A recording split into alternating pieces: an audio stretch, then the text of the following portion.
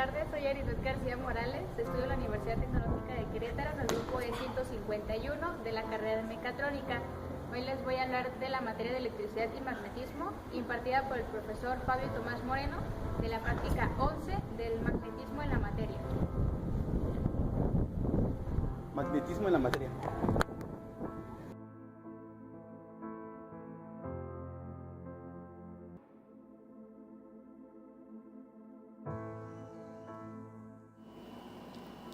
Si se circula una corriente eléctrica por un conductor, por ejemplo una bobina o un electroimán, se genera un campo magnético.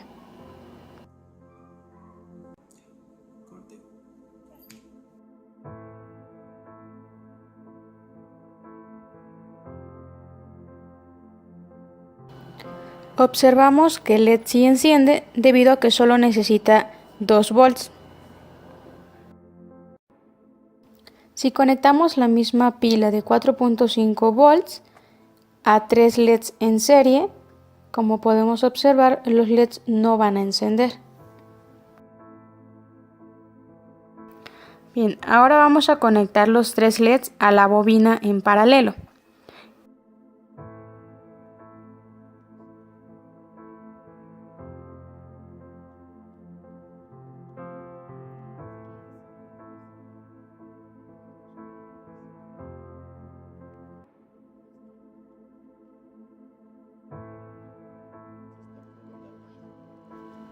Y también vamos a conectar la pila en paralelo, pero en donde está el polo positivo vamos a conectar el polo negativo, y en donde está el polo negativo va a ir el polo positivo. Así, cuando nosotros cerramos nuestro circuito, el LED no va a encender, pero si abrimos el circuito se va a destellar por un instante el LED.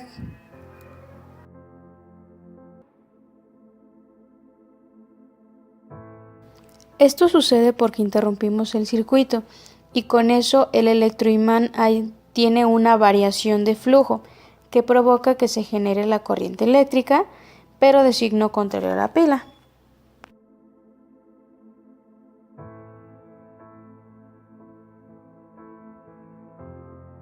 Conectamos una bobina al multímetro. Ahora, si movemos el imán cerca de la bobina, se va a generar una corriente eléctrica.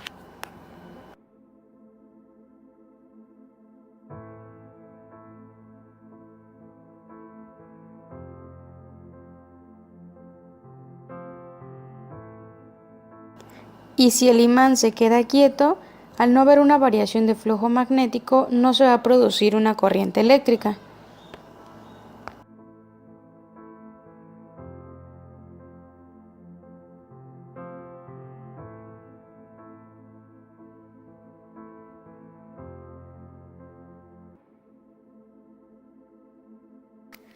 Vamos a introducir como tal el imán dentro de las espiras y vemos cómo hay una pequeña variación de corriente eléctrica.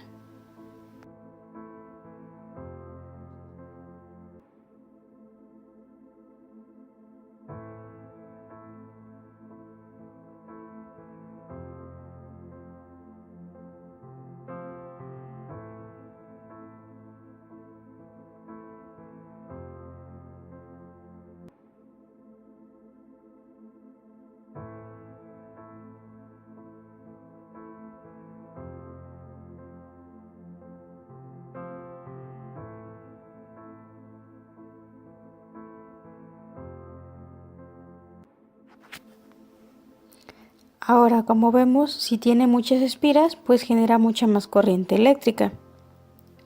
Y al haber una variación de flujo magnético, pues esta hace que exista la corriente.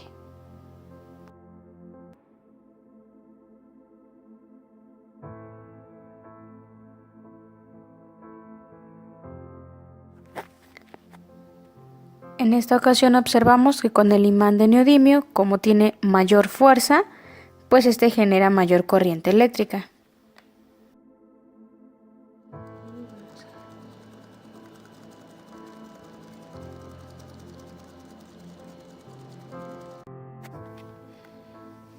Vamos a conectar nuestra bobina al electroimán y posteriormente vamos a conectarlo a una pila de 9 volts y veamos que genera una corriente eléctrica con una mayor intensidad.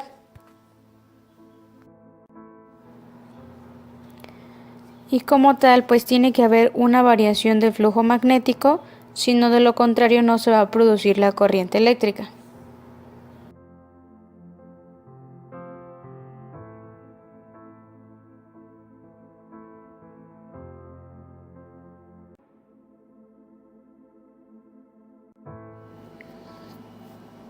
Como podemos observar, el aluminio no es atraído por el imán, debido a que no es un material ferromagnético.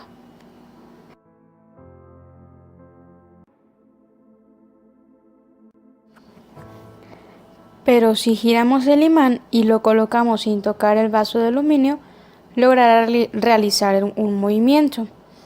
Esto se debe a la inducción que produce cuando varía el campo magnético, y esto a su vez genera una fuerza electromotriz. Y si esta pasa por un conductor como lo es el aluminio, pues se produce una corriente eléctrica. A su vez, tenemos que el imán está generando un campo magnético, y también tenemos que el vaso de aluminio, por las pequeñas corrientes que tiene, también genera como tal un campo magnético. Al momento de nosotros generar esa variación de flujo magnético en nuestro imán, y al estar en contacto con el campo magnético que genera el vaso de aluminio, pues esto está generando como tal el movimiento del vaso.